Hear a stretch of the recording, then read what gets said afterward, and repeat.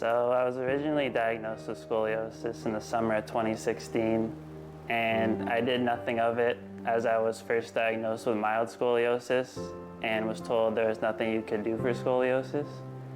But come the summer of 2020, everything changed really, really quickly as I started experiencing several symptoms from numbness and vibrating in my arms and legs to date, ever since September 2020, I've been living with a breathing restriction, which as of now is not as bad as what it once was, but I went through a complete life change where eating and breathing at the same time almost became non-existent for me, which is very difficult.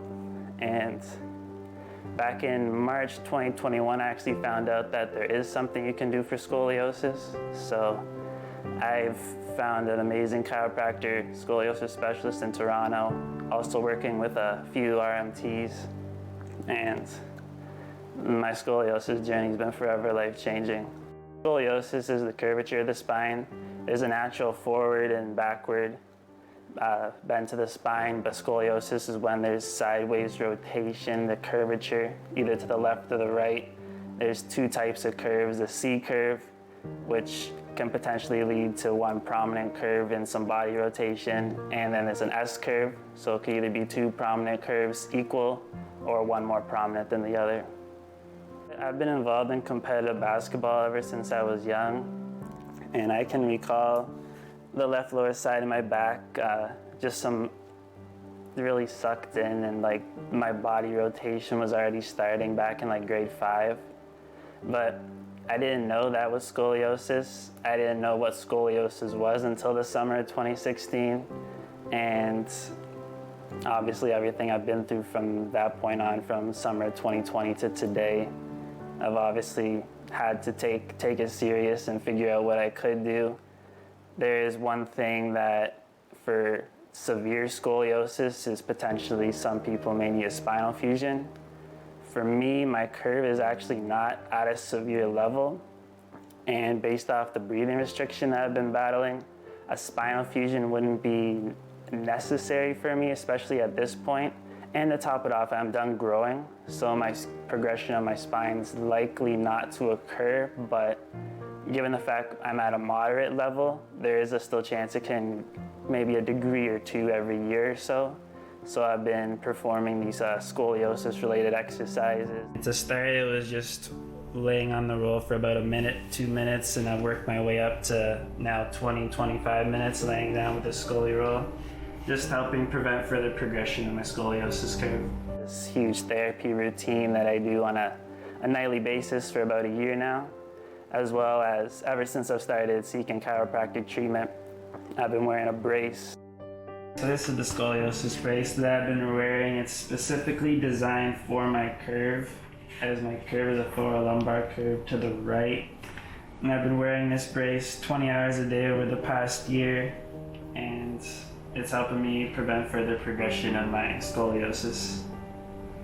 My mom has scoliosis, so that was, I guess, back in 2016 learning of that, and she mentioned as we never spoke once about something like that before. And her curve is actually worse than my curve. And it's always interesting as we talk about it all the time now, just she hasn't really experienced any symptoms to any degree that I have. And I feel like a main part of that is because she doesn't have any body rotation, which is something I've been dealing with for majority of the last 2 years to date.